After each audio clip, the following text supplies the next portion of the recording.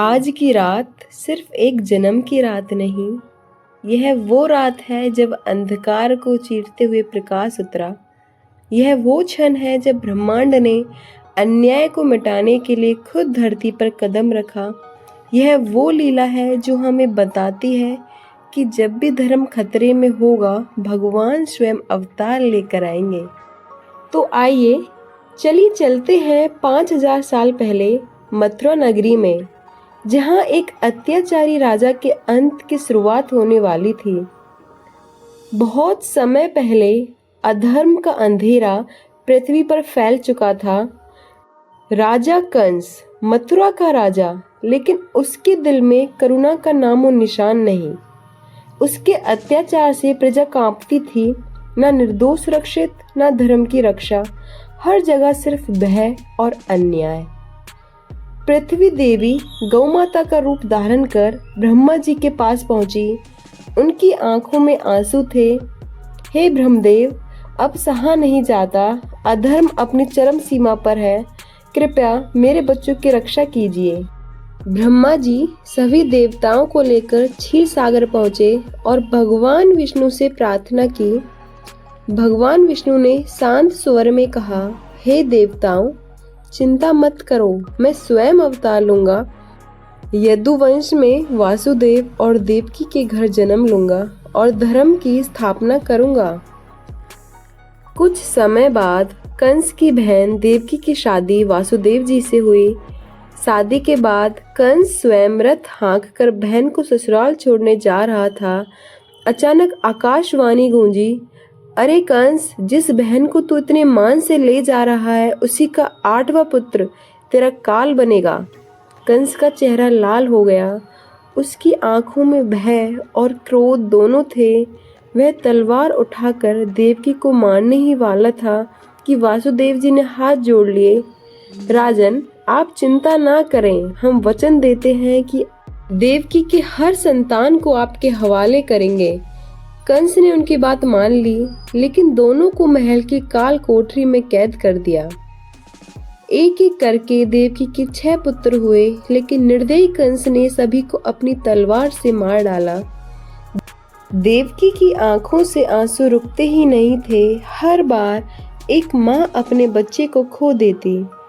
7वां पुत्र बलराम भगवान विष्णु की माया से रोहिणी के गर्भ में चला गया और बच गए। अब 8वें पुत्र के जन्म का समय आ गया था। भाद्रपद माह की कृष्ण अष्टमी की आधी रात जेल की कोठरी में अंधेरा था, लेकिन देवकी के चेहरे पर एक अनोखी चमक थी। अचानक कोठरी में दिव्य प्रकाश फैला। 4 भुजाओं वाले भगवान विष्णु प्रकट हुए।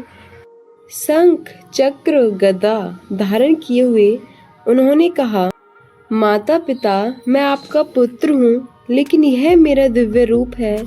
मैं नन्हे बालक का रूप धारण करूंगा। आप मुझे गोकुल में नंद बाबा के घर ले जाइए और वहाँ की कन्या को लेकर वापस आइए। क्षण भर में दिव्य प्रकाश फीका हुआ और वहाँ एक सुंदर नन्हा बालक था, जिसकी मुस्कान में संसार का सारा प्रेम छुपा था। ताले अपने आप खुल गए। पहरेदार गहरी नींद में सो गए। वासुदेव जी ने बालक को टोकरी में रखा और सिर पर उठाया।